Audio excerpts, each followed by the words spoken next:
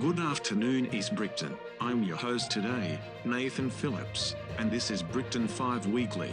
Our top story this week, the murder of Marcus Chavez. On Wednesday night, Marcus Chavez, a young boy from the Lower West Side, was found dead on Linden Drive, which authorities have concluded to be a murder. Through multiple witness reports, police were able to track the murder back to this man who they have identified as Lorenzo Alexander, also known by his nickname Renzo. The EBPD are currently searching for his whereabouts as of now and urge you to contact them. Have you any useful information? In other news, a shooting took place by the newly opened pawn shop in the west portion of the city. After a successful grand opening, Clubhouse Pawn Shop unfortunately became the scene of another murder due to gun violence. There seemed to have been some altercation between three masked men before one suggested the other two should just shoot him, to which they did. The EBPD have not identified the shooters. Also in the news this week, two gunmen believed to be by authorities as Davante Miller and Kwane Wack were spotted terrorizing the York Central neighborhood.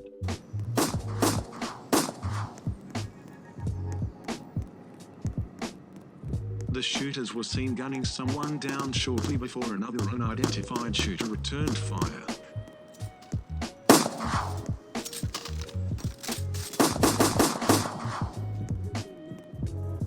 Miller and Awake chased the shooter down until they were shot down and forced to move back.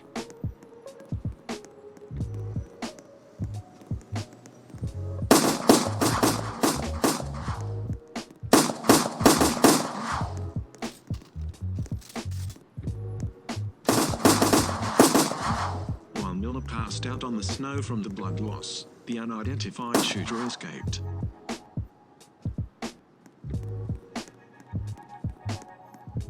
Both shooters are suspected of being in a gang rivaling those located in the area of the shooting. The police haven't charged anyone related to the event. Now, before we get to the weekly gang report, a word from our sponsors. What defines a person? Is it the accolades from the trophies or the money from the endorsements? Maybe it's the thousands of people feeding into your image.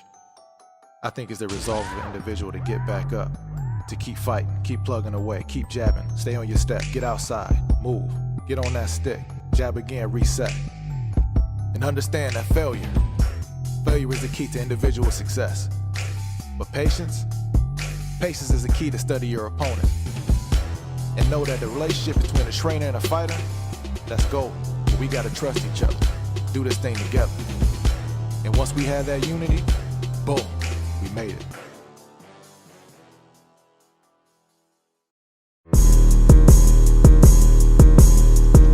We catching bodies, we can't leave a witness. Boom! We work that block out like a hobby, bitch, we doing business. Get it? I'm a real Yorktown shotter, put you on a hit list. Bitch, she a bitch, ain't worried about him, he working that lift fits. I'm on smoke, we in your life, come and get it.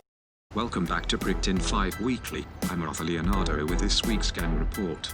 Early on Thursday morning at around 6:30 a.m., teenage boy Javen Howard, widely known on his social media accounts as Von from the Field, was shot and killed on Goodyear Avenue.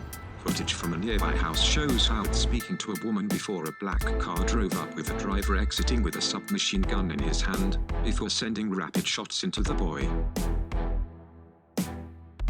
Residents and others from the scene claim the firearm sounded like a Tech-9. At the scene, officials discovered Howard's lifeless body. The before they were shown footage of the killer wearing a red hoodie, red sweatpants, white Air Forces, and a ski mask on his head before speeding off in a black vehicle.